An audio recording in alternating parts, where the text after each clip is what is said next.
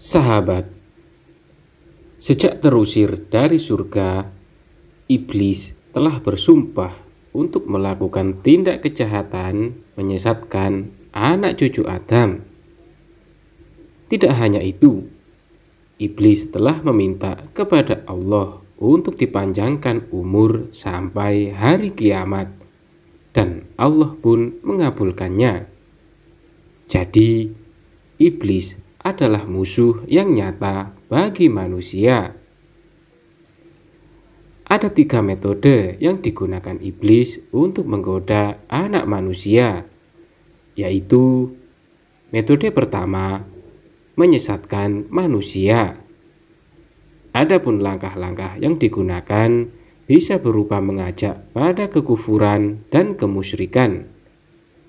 Kalau belum, maka mengajak melakukan dosa-dosa besar.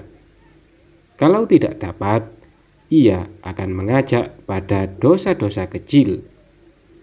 Kalaupun masih belum bisa juga, maka cukup bagi iblis mengajak pada hal-hal yang diperbolehkan dan dikemas secara halus sehingga akan melenakan manusia. Allah berfirman, iblis menjawab, "Demi kekuasaan engkau, aku akan menyesatkan mereka semuanya, kecuali hamba-hambamu yang mukhlis di antara mereka." Quran Surat Shad ayat 82 sampai 83. Bujukan orang-orang munafik itu adalah seperti bujukan setan ketika dia berkata kepada manusia, "Kafirlah kamu."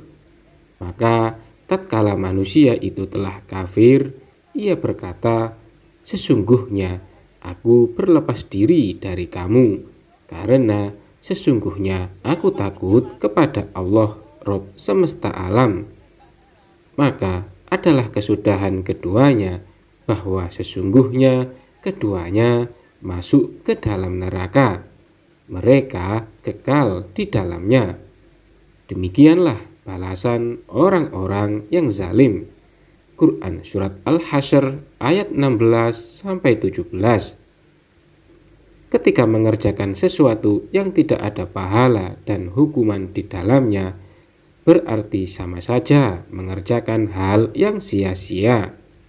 Saat ajal tiba, ia akan menyesalinya dan berharap bisa kembali hidup di dunia untuk melakukan amal kebajikan.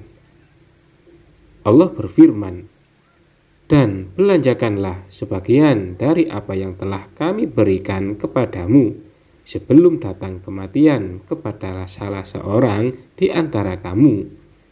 Lalu ia berkata, "Ya Rabbku, mengapa engkau tidak menangguhkan kematianku sampai waktu yang dekat, yang menyebabkan aku dapat bersedekah dan aku termasuk orang-orang yang soleh."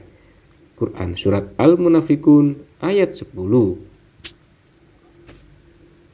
Metode kedua yaitu menjadikan indah kejahatan atau kemaksiatan di muka bumi.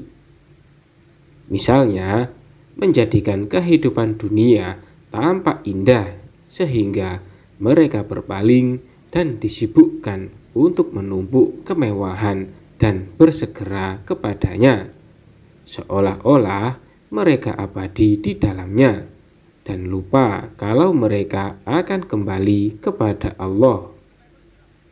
Iblis berkata, "Ya Tuhanku, oleh sebab engkau telah memutuskan bahwa aku sesat, pasti aku akan menjadikan mereka memandang baik perbuatan maksiat di muka bumi, dan pasti aku akan menyesatkan mereka semuanya, kecuali hamba-hamba engkau yang mukhlis di antara mereka." Quran Surat Al-Hijr ayat 36-40. Demi Allah, sesungguhnya kami telah mengutus rasul-rasul kami kepada umat-umat sebelum kamu, tetapi setan menjadikan umat-umat itu memandang baik perbuatan mereka yang buruk. Maka setan menjadi pemimpin mereka di hal itu, dan bagi mereka azab yang sangat pedih. Quran Surat An-Nahl ayat 63. Ketahuilah bahwa sesungguhnya kehidupan dunia ini hanyalah permainan dan suatu yang melalaikan. Perhiasan dan bermegah-megah antara kamu serta berbangga-banggaan tentang banyaknya harta dan anak, seperti hujan yang tanam-tanamannya mengagumkan para petani. Kemudian tanaman itu menjadi kering dan kamu lihat warnanya kuning, kemudian menjadi hancur.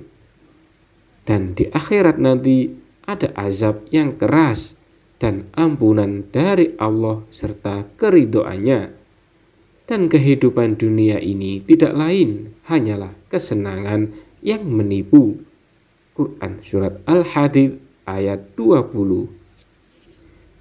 Metode ketiga adalah menghalangi dari jalan Allah. Bisa saja setan datang dalam bentuk seorang pemberi nasihat yang jujur untuk menyesatkan seseorang dari jalan Allah, menghalangimu dari majelis-majelis ilmu, atau menyebabkan engkau melalaikan ketaatan kepada Allah, sebagaimana Nabi Adam lupa dengan perintah Allah untuk menjauhi pohon terlarang di surga, seperti sahabat Nabi Yusuf yang lupa menyampaikan keberadaan Nabi Yusuf dalam penjara, seperti murid Nabi Musa yang lupa memberitahukan kalau ikan yang dibawanya telah mengambil jalannya ke laut, dan lain sebagainya. Iblis menjawab, "Beri tangguhlah saya sampai waktu mereka dibangkitkan."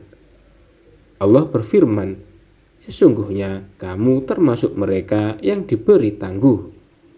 Iblis menjawab, "Karena engkau telah menghukum saya tersesat, saya benar-benar akan menghalang-halangi mereka dari jalan engkau yang lurus.